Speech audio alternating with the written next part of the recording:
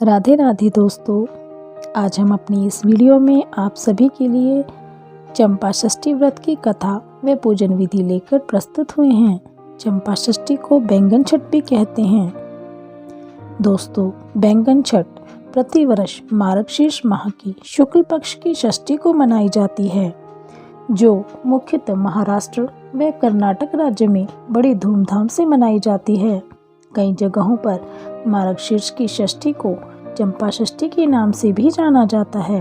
यह चंपा षष्ठी इस वर्ष 9 दिसंबर 2021 को मनाई जाएगी। कहा जाता है कि जो कोई स्त्री व पुरुष बैंगन छठ अर्थात चंपा षष्ठी का व्रत पूरी श्रद्धा भाव से करता है, भगवान भोलेनाथ उसकी सभी मनोकामनाएं पूर्ण करते हैं। और आप इस छठ के बारे में विस्तार से जानना चाहते हैं तो हमारी इस वीडियो को अंत तक देखें। पुराणों के अनुसार यह पर्व भगवान शिव को समर्पित है तथा इस दिन शिव की मार्कंडेय रूप की पूजा का विधान होता है।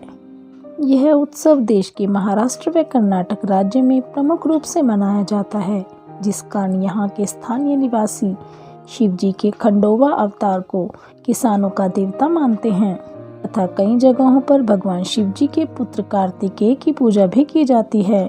मान्यता के अनुसार शिव जी की पूजा सच्चे भाव से जो कोई भी करता है, उसके सभी कष्ट दूर हो जाते हैं और वह इस जीवन में सुखपूर्वक रहता है। छठ पूजा के लिए आवश्यक सामग्री कुछ इस प्रकार से है। एक चौकी, पीतल का लोटा, जल, पीले रंग के वस्त्र, दूध, सुपारी, पारद शिवलिंग, फल फूल, अक्षत, रोली व मोली, दीपक, पीपल के पत्ते, बैंगन, बाजरा, चंपा के पुष्प, चंदन, पंचामृत, बेलपत्र और चावल आदि। बैंगन छठ अर्थात चंपा षष्ठी की पूजन विधि कुछ इस प्रकार से है। मार्गशीर्ष माह के शुक्ल पक्ष की षष्ठी का व्रत रखने वाले स्त्री व पुरुष प्रातः जल्दी उठकर स्नान आदि से निवृत्त होकर बैंगनी रंग के वस्त्र धारण करें। इसके बाद सूर्य भगवान को जल चढ़ाकर पीपल व तुलसी के पौधे में जल चढ़ाएं। इसके बाद पूर्व दिशा की ओर एक चौकी बिछाएं, उस पर पीले रंग का कपड़ा बिछाएं। अब इस चौकी पर भगवान शिव जी की तस्वीर या शिवलिंग की स्थापना करें। पीतल या तांबे के लोटे में जल भरकर एक ओर रखें। लोटे के अंदर लौंग, सुपारी, दूध आदि डालें, जिसके बाद उसके ऊपर पीपल के पत्ते रखकर उस पर नारियल रख दें। चौकी के एक ओर भगवान गणेश जी की स्थापना करें तथा एक तरफ घी का दीपक जलाकर रख दें। जिसके बाद भगवान शिव जी व गणेश जी की विधिवत रूप से पूजा करें। पूजा में जल, अक्षत, रोली, मोली, चंदन, चावल, कपूर, बेलपत्र, दूध, फल, पुष्प, बैंगन, बाजरा, चंपा के पुष्प आदि चढ़ाकर पूजा करें। पूजा के दौरान ओम मार्तंड मल्लहारी नमो नमः मंत्र का 3 बार जप करें। इसके बाद बैंगन छठ या चंपा षष्ठी व्रत कथा सुनें।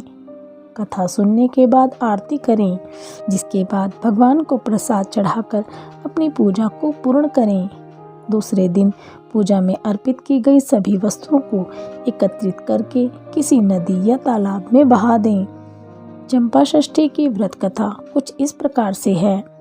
एक समय की बात है, 2 राक्षस थे जो भाई थे।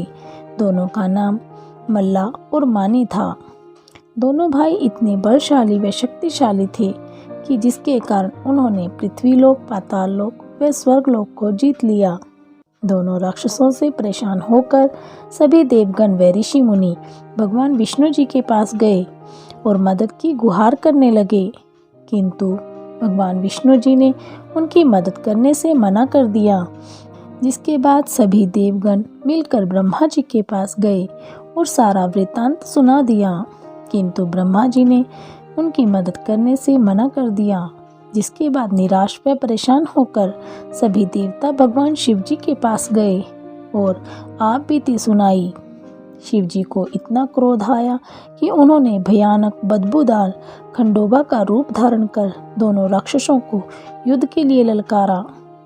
भगवान शिव जी का यह रूप सोन और सूरज की तरह तेज चमक रहा था और अपना पूरा चेहरा हल्दी से ढका हुआ और दोनों राक्षसों से युद्ध के लिए भिड़ गए। और जब भगवान शिवजी ने राक्षस मानी को मारने के लिए जैसे ही हाथ उठाया तो राक्षस मानी शिवजी से माफी मांगने लगा और अपना सफेद रंग का घोड़ा खंडोवा शिवजी को दे दिया और खंडोवा से वरदान के रूप में मांगा कि जहाँ पर उनकी पूजा होगी वहाँ पर उसकी भी मूर्ति हो। राक्षस मानी के इस वरदान को भगवान शिवजी ने अपना लिया और आज के समय में राक्षस मानी भगवान शिवजी के मंदिर में पूजा जाता है। उसके बाद राक्षस मल्ला ने भी भगवान के चरणों में गिरकर माफी मांगी और वरदान के रूप में पूरी दुनिया का विनाश मांगा। राक्षस मल्ला के मुख से ऐसी बात सुनकर शिवजी ने उसे श्राप दिया कि अब से जो कोई व्यक्ति शिव मंदिर अर्थात खंडोबा मंदिर में आएगा उन सभी भक्तों के पैरों के नीचे आकर तुम्हें कुचला दिया जाएगा। ऐसे कहते हुए राक्षस मल्ला का सिर धड़ से अलग कर दिया। जिस स्थान पर महादेव शिव ने इन दोनों राक्षसों का वध किया उसी जगह पर महादेव शिवलिंग के रूप में प्रकट हुए। मणिमल्लह के वध के लिए महादेव ने भैरव व देवी पार्वती ने शक्ति रूप लिया था। इसी कारण महाराष्ट्र में रुद्रावतार भैरव को मार्तंड मल्लहारी व खंडोबा कहते हैं। स्कंद पुराण के अनुसार षष्ठी तिथि मंगल ग्रह व दक्षिण दिशा स्कंद को समर्पित है। भविष्य पुराण के अनुसार चंपा षष्ठी पर कार्तिकेय ने परिवार से नाराज होकर मल्लिकार्जुन ज्योतिर्लिंग में डेरा जमाया था व इसी दिन वो सेना के सेनापति बने थे।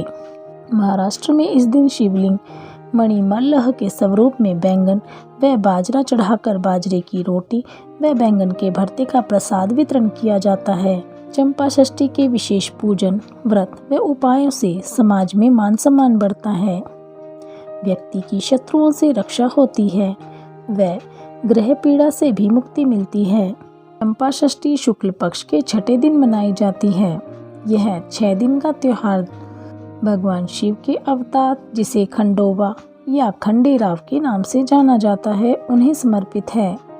खंडोबा को योद्धा, किसानों, चरवाहों, शिकारियों आदि का मुख्य देवता माना जाता है। चंपा षष्ठी व्रत करने से जीवन में सुख आता है। चंपा षष्ठी व्रत करने से भक्तों को सकारात्मक शक्ति मिलती है। ऐसा माना जाता है कि यह व्रत करने से पिछले जन्मों के सारे पाप धुल जाते हैं और आगे का जीवन सुखमय हो जाता है। इसलिए भक्त इस दिन मंदिर जाते हैं और भगवान खंडोबा की पूजा करते हैं। ऐसा माना जाता है कि समर्पण के साथ चंपा षष्ठी का जश्न मनाने वाले भक्तों पर देवता का आशीष रहता है जो उन्हें सभी बुराइयों और भय से बचाता है। अमावस्या से शुरू होने वाले सभी 6 दिनों में भक्त प्रभु की आराधना करते हैं और प्रभु प्रसाद ग्रहण करने के बाद चंपा षष्ठी का अपना उपवास खत्म करते हैं। तो दोस्तों आज की इस वीडियो में आपको हमने चंपा षष्ठी अर्थात बैंगन छठ के व्रत की कथा विस्तार से बताई है। यदि आपको हमारे इस वीडियो में यह जानकारी पसंद आई हो तो हमारी वीडियो को अवश्य लाइक करें। यदि आपके मन में किसी प्रकार का कोई प्रश्न हो तो कमेंट करके ज़रूर बताएं। बहुत बहुत धन्यवाद।